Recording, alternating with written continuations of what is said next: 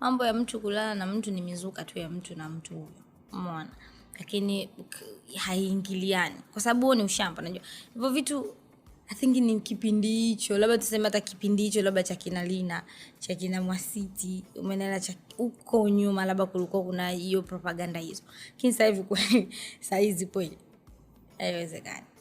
Okay, who's your favorite artist kibongo bongo ambaye mnyama yani kwenye kitabu chako? Wako wengi kweli. Mko politician eh?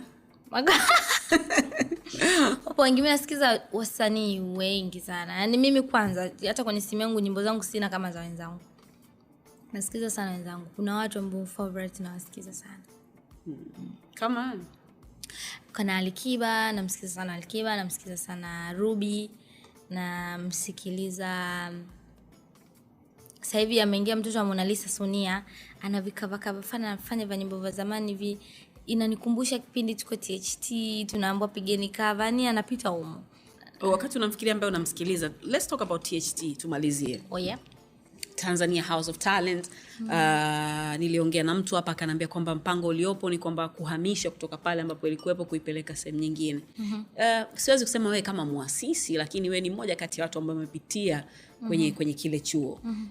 Mtu ambaye alianzisha na ambaye ilikuwa dream yake hatuko naye tena.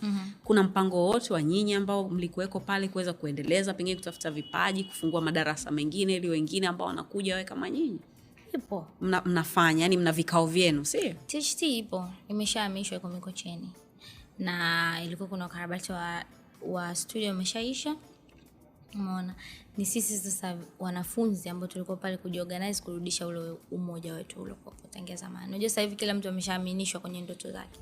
Na watu wengi tulikuwa tunaamini bila Ruge, kwa sababu yeye mwenye ile THT alikuwa anafanya for passion. Maana tulikuwa tunalelewa kama watoto na nini.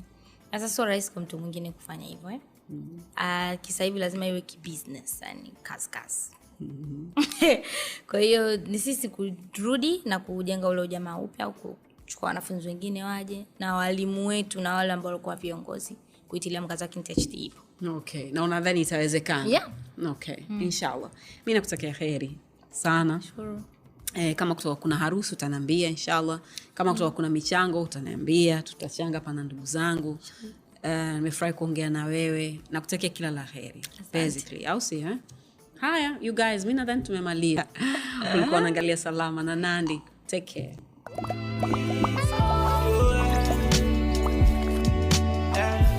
Vipo vya lawama sio shida.